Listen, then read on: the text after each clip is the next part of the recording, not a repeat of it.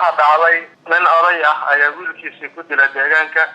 Inna lillahi wa inna ilayhi raaji'uun. Waxaa dhacdo fajac iyo argagax leh ka dhacday deegaanka Mareer Gur kadib markii nin oday ahaa uu dilay wiilkiisa oo la xanuunsanayay xanuunka dhimirka, waxaana odaygu uu dilkan ku fuliyay wiilkiisa xilli saq dhexe ah oo habeenkii ah, iyadoo dadka deegaanka ay ku soo baxeen qaylada wiilka geeriyooday.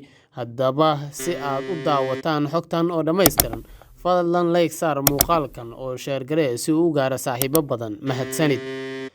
Waxaa deegaanka Mareer Gur ka dhacday dhacdo naxdin leh taas oo dadka deegaanka intooda badan la fajaceen ka gadaal markii aabba Soomaaliyeed oo lagu magacaabi jiray Haaray uu halkaasi ku dilay wiilkiisa oo waalnaa. Wiilka geeriyooday ayaana lagu magacaabi jiray Cabdullaahi Haaray, waxaana odaygu uu wiilkan nafta dhaafiyay xilli dambe oo habeenkii ah oo xilligaasi ay ku beegneed 9kii habeenimo, kadib markii uu geed ku xiray kadibna uu baas qabadsiiyay. Dadka deegaanka ayaana ku soo baxay qaylada wiilka geeriyooday xabadihii uu aabihiis markaasi ku dhuftay, iyadoo wiilka halkaasi loogu tagay isagoo markaasi naftu ka baxday. Haddaba sida uu u dhacay dilkan fajaca leh waxa iga warramay mid ka mid ah dadka deegaanka. dhacdadan dhacday horta waxay ahayd dhacdo falxumo badan oo dadka Soomaaliyeed, dadka reer Galmudug, gaar ahaan dadka magaalada Mareer Gur ku nool dhagahooda ku cusub oo falxumo badan bay ahayd. Waxa dhacday nin oday ah ayaa wiilkiisii ku dilay deegaanka. wiilkaas oo lagu magacaabi jiray Cabdullaahi Haaray, Allah u naxariisto. wiilkaas oo nin sidan ahaa dhimirka la geedna ku xiray. Waa tahay marka sababta markaasi wiilka odaygu u dilay ma la sheegay?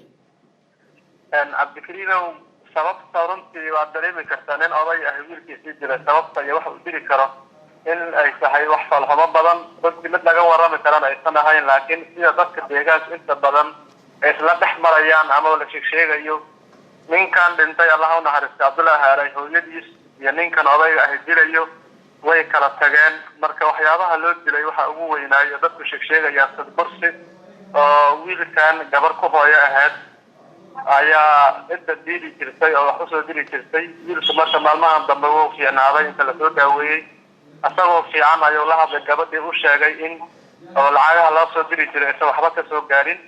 sidaa darteed marka gabadhii xoogaa ay xanaaqday, markaas odaygii ay la hadashay, kadibna odaygii iyo dadkii ay dhaheen ninka waa jiran yahay.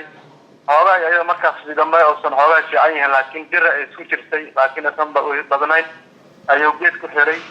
markuu geed ku xiray galabtii uu geedka ku xiray habeenkeediina waxaan ayaa dhacay. marka waxyaabaha inta badan la sheegayo in waxyaabahaas uu dilay ayaa dadku u badinayaan, laakiin lama oga ilaa hadda gar. Waa tahay marka maxaa lagu dilay? Matoorey buu ku dhuftay mise wax kale u adeegsaday dilka? matoorey laguma dilin, xabqori ayaa lagu dilay. xabad habeen 9:40 habeen maray tahay. dadka magaalada waxay maqleen ayadoo salaadii xilligeeda la marayo xabada dhacayo tiro badan. markii xabadii ay dhaceen subax salaada la soo dhaafay la yimid meeshiina ninkaas ayaa la dilay oo xabada qoray ayaa lagu dilay. matoorey mid laguma dilin. waa magaalada Mareer Gur dhankeeda soo ka gudan laba yaacada xaggeeda xigto, gaar ahaan meesha loo yaqaano Caratuurka ayay u dhowdahay inkastoo ka soqeeyay magaalada afkeeda tahay. marka qofkii magaalada taqaan baa fahmi karta iskuul la yiraahdo Greenland la dhihi jiray ayuu u dhow yahay. marka waa magaalada dhankeeda cadaad xaggeeda xigta weyn.